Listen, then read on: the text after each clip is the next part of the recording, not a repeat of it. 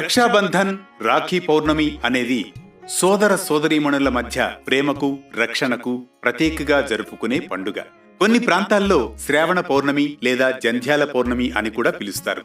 అన్నా చెల్లెళ్ళు లేదా అక్కా తమ్ముళ్ల మధ్య ప్రేమానురాగాలకు సూచికగా ఈ పండుగను జరుపుకోవడం ఆనవాయితీ.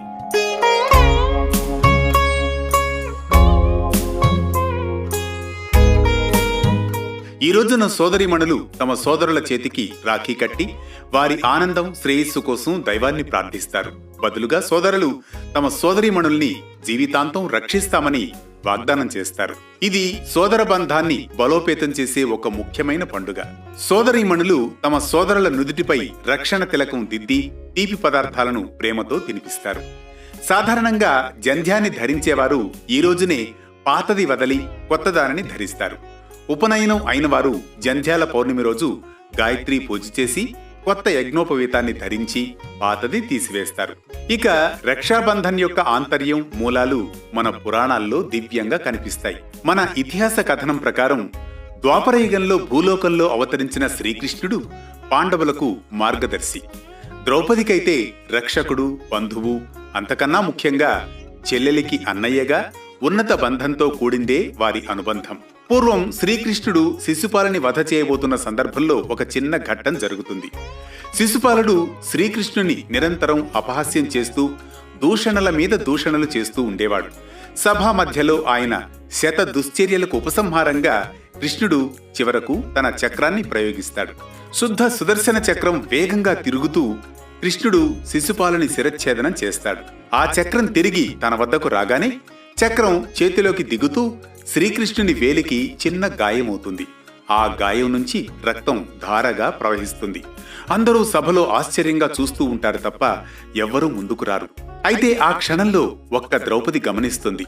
శ్రీకృష్ణుని వేలు నుంచి రక్తం ధారగా కారుతూ ఉండగా తల్లడిల్లిపోతుంది. ఆ బాధను పోగొట్టాలని సహజంగానే ప్రయత్నిస్తుంది. అప్పటికప్పుడే తను ధరించిన చీరలో పైట కొంగులోని కొంత భాగాన్ని ఒక్కసారిగా చించివేస్తుంది. బిడ్డకు తల్లిలా కాపాడేందుకు ప్రయత్నిస్తుంది. కృష్ణుని గాయానికి కట్టుకడుతుంది. ఇది చిన్న పని అనిపించవచ్చు, కానీ అంతరంగంతో జరిగిన ప్రతిస్పందన. ఏమీ చెప్పలేదు ద్రౌపది, కానీ ఆమె ప్రేమ, ఆప్యాయత, ఆందోళన అన్నీ ఆ చేతి కదలికలలో వెల్లడవుతాయి. శ్రీకృష్ణుడు ఒక్క క్షణం చలించిపోతాడు. అది శ్రీకృష్ణుడికి ఒక అమూల్యమైన క్షణం.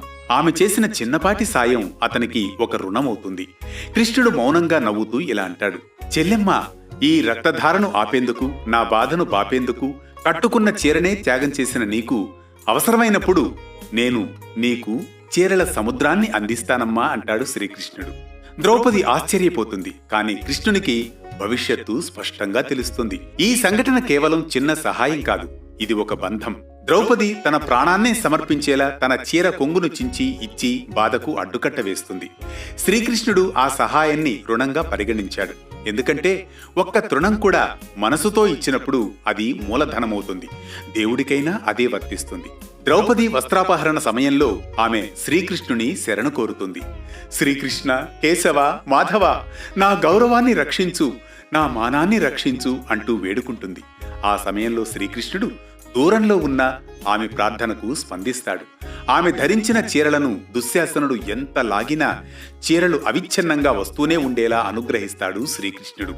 రక్త సంబంధం కాకపోయినా రక్తాన్ని ఆపిన బంధం, అన్నా చెల్లెళ్ల అనుబంధానికి శ్రీకృష్ణుడు, ద్రౌపది శాశ్వత ప్రమాణం. ఈ రాఖీ పౌర్ణమి శుభవేళ మనమంతా ప్రేమ, రక్షణ అనే విలువల్ని పునఃస్మరించుకుంటూ సాగాలంటూ రక్షాబంధన్ శుభాకాంక్షలను అందజేస్తోంది మీ వే2 న్యూస్. ధర్మాన్ని స్పృశించే దారిలో, భక్తిని పలికించే పదాల్లో, మనసుకు శాంతి చేకూర్చే శైలిలో మరో ఘట్టంతో వే2 న్యూస్ రేపటి పరమార్థంలో మళ్ళీ కలుద్దాం.